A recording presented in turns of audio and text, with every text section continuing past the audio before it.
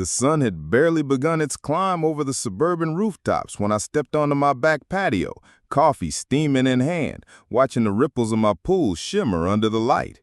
That pool wasn't just water and tile. It was the one thing I'd fought for through years of sweat and sacrifice, the crown jewel of my home, the slice of peace I carved out for myself after a lifetime of grinding 9 to 5 and then some.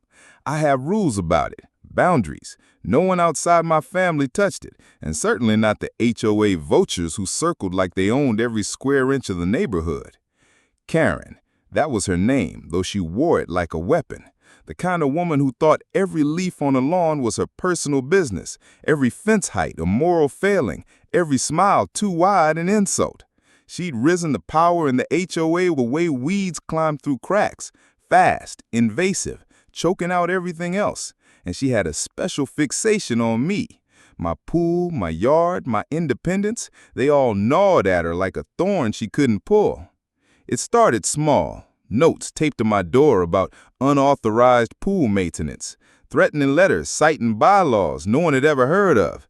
Then came the complaints about noise when my nieces swam on weekends, even though the shouts of her yappy Pomeranians could be heard at midnight clear across the street.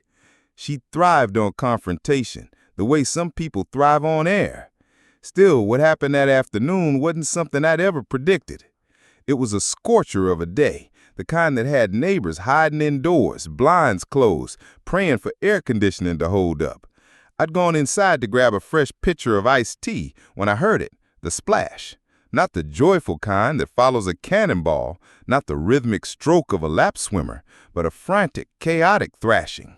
I bolted back outside, glass sweating in my hand, and froze. There she was, Karen, in my pool. For half a second, I thought it was some sick joke, but she wasn't swimming. She was drowning. Her arms flailed weakly, her mouth gasping for air before disappearing beneath the surface. My mind reeled. What the hell was she doing in my yard, in my pool, trespassing without shame, and now on the brink of death? But instinct took over. I dropped the tea and dove. The water was a shock, cool against my skin, but all I saw was her sinking, limbs heavy, eyes wide. I grabbed her, pulled her up, and dragged her to the side. Hauling her onto the hot stone deck, I began chest compressions, counting, pressing, my own breath burning as I forced air into her lungs. I hated every second, hated the way my hands shook, hated that she had put me in this position. But I couldn't let someone die, even her, not like this. Finally, she coughed. Water spilled from her mouth. Her body convulsed, and she sucked in a rattling breath. Alive. I sat back, soaked, panting, watching her eyes flutter open. For one fragile moment, I thought maybe, just maybe, she'd see the truth, that I'd saved her life, that all her petty wars against me meant nothing in the face of mortality. But Karen wasn't built that way. By the next morning, she was at my door with a police officer and a smug look that twisted my stomach. She was pressing charges. Trespassing? No. Destruction of property? No. She accused me of assault. She claimed I had held her underwater, that I had attacked her, that the CPR I performed was unwanted, invasive. My world tilted on its axis as the police officer read my rights, as neighbors peeked from curtains, as whispers spread like wildfire. And when the HOA convened that week, Karen was there too, seated at the head of the table, spinning her tale like a master weaver of lies. Dangerous behavior, hostile resident, a risk to community safety. They nodded along like bobbleheads, too cowardly or too complicit to challenge her. The betrayal burned hotter than the summer sun. Court was scheduled. My name dragged through mud, my pool suddenly a crime scene, and my reputation blackened overnight. I had saved her life, yet she was sharpening the knife to cut me down. But here's what Karen didn't know, what none of them knew. I wasn't just some man with a pool and patience. I had a past, one with shadows she couldn't imagine, and if she wanted war, I would bring her the kind of war that left no doubt who truly drowned that day, not in water, but in the weight of their own lies. Because saving her life didn't make me her savior, it made her her executioner. The courtroom was colder than I expected. The air conditioning hummed with a low drone cutting through the August heat, but it wasn't enough to stop the sweat from forming at the back of my neck. My lawyer sat beside me, flipping through a neat folder of documents. Across the aisle, Karen perched like a queen on her throne, a silk scarf wound dramatically around her neck as if to remind everyone of the trauma I'd supposedly inflicted. She met my gaze with a smile that dripped venom, a kind of smile that said, "I've already won." But she didn't know me. Not really. The prosecution painted me as some unhinged neighbor with a grudge, a man who lost his temper and forced a helpless woman underwater before pretending to rescue her. Their words were slick, rehearsed, dripping with false righteousness. Karen dabbed her eyes with a tissue at the right moments, lowering her gaze, feigning fragility. The jury leaned in. They were buying it. Every lie was a knife. Every glance from the jurors, a judgment passed before the verdict had even been delivered. And in that moment, as my character was shredded in front of strangers, something inside me hardened.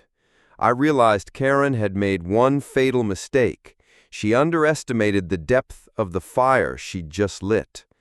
See, I didn't live my life collecting grudges. I survived by dismantling them. I knew patience. I knew how to wait in silence, how to endure the stares, how to watch the gears of justice grind slowly while quietly building my arsenal. And my arsenal was truth. When it came time for the defense, my lawyer stood, calm and precise, and began to unravel the fabric of Karen's story. First came the security footage, the cameras I had installed in my backyard months earlier, tired of HOA snoops peering over my fence. The grainy video flickered across the courtroom screen.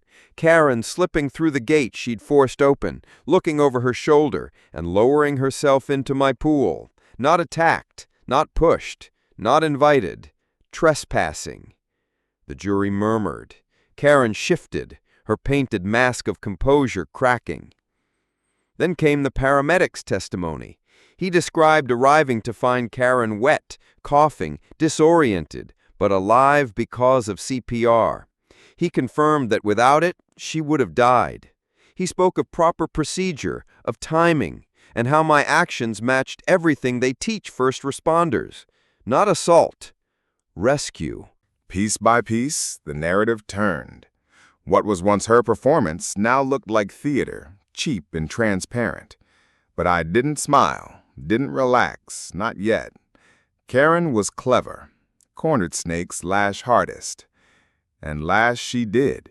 She claimed the video was altered. She claimed I lured her into the pool. She doubled down on lies, even as they collapsed around her. But in doing so, she overplayed her hand. By the end, the jury wasn't sure what to believe anymore, except that her story had too many holes to hold water. The verdict came back, not guilty. My knees almost buckled with relief.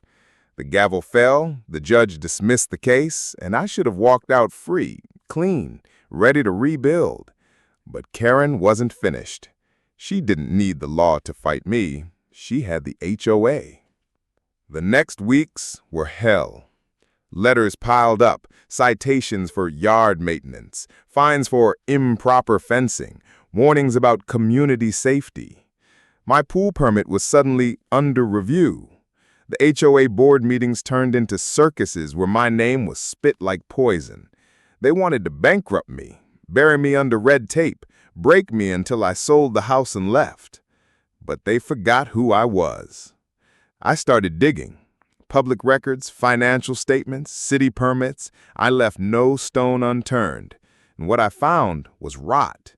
The HOA had been funneling funds, overcharging residents, paying inflated fees to companies owned by relatives of board members. And Karen? She was at the center, siphoning power and money with greedy hands. So I bided my time, quiet, patient, like water eroding stone. When the annual HOA election rolled around, I showed up with a binder thick enough to choke a bull. Neighbors who once whispered behind blinds now leaned forward, eyes wide as I laid out the evidence. Every misused dollar, every fake invoice, every abuse of power. I spoke calmly, methodically, the way one dismantles a structure beam by beam until the roof caves in. By the time I finished, the room was silent. Karen sat frozen, her face pale, her control slipping through her fingers. One by one, the neighbors who once feared her turned against her. A vote was called. She lost, badly. The HOA crumbled that night. Karen resigned in disgrace, storming out under the weight of glares and murmurs. Her empire of control reduced to rubble. But revenge, real revenge, isn't just about winning. It's about leaving scars. Months later, I heard she moved away. Rumor had it she sold her house in a hurry, whispers of debt and legal trouble trailing behind her. Some said she went to live with a relative. Others claimed she had taken up lawsuits in another town. I didn't care. She was gone.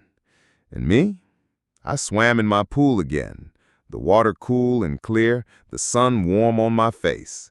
But every ripple reminded me of that day, of the moment her life was in my hands, of the breath I gave her when I could have let silence claim her.